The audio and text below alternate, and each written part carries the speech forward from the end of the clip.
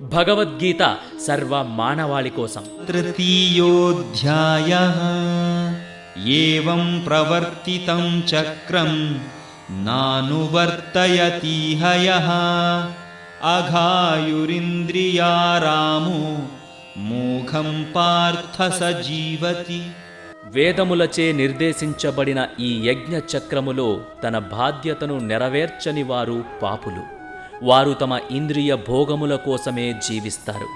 అట్టి వారి జీవితము వ్యర్థం. చక్రం అంటే ఇక్కడ ఒక సృష్టి క్రమంలో జరిగే క్రమబద్ధ పరిణామాలు అని. వర్షముల నుండి ధాన్యముల వరకు జరిగే పరిణామం.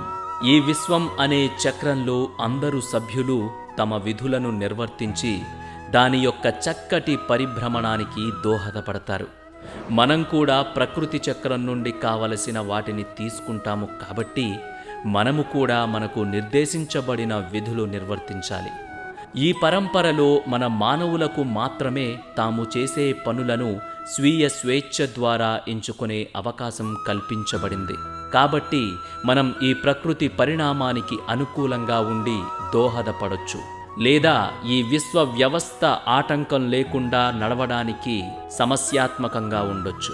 మానవ సమాజంలో ఎక్కువ శాతం మంది విశ్వంలో అంతర్గత భాగంగా జీవించడానికి తమ బాధ్యతను స్వీకరించినప్పుడు భౌతిక అభ్యుదయం వెల్లివిరుస్తుంది, మరియు అది ఆధ్యాత్మిక పురోగతికి కూడా కారణమవుతుంది. ఇటువంటి కాలాలు మానవాళి యొక్క సామాజిక మరియు సాంస్కృతిక చరిత్రలో స్వర్ణ యుగాల్లా ఉంటాయి. దీనికి విరుద్ధంగా చాలా శాతం మంది ప్రజలు వ్యవస్థని ఉల్లంఘించి విశ్వ వ్యవస్థ అంతర్భాగంగా తమ బాధ్యతని తిరస్కరించినప్పుడు భౌతిక ప్రకృతి శిక్షించడం ప్రారంభిస్తుంది. దానితో శాంతి సౌభాగ్యాలు సన్నగిల్లుతాయి. వివిధ ఆధ్యాత్మిక స్థాయిలలో ఉన్న అన్ని ప్రాణులను క్రమశిక్షణతో ఉంచి నేర్పించి మరియు ఉద్ధరించడానికే ఈ ప్రకృతి యొక్క చక్రం భగవంతుని ద్వారా ఏర్పాటు చేయబడింది. ఈ యజ్ఞంలో తమ కర్తవ్యాన్ని నిర్వర్తించడం ద్వారా పాలు పంచుకొనని వారు తమ ఇంద్రియములకు బానిసలై పాపపు జీవితాన్ని గడుపుతారు అని శ్రీకృష్ణుడు అర్జునుడికి విశదీకరిస్తున్నాడు.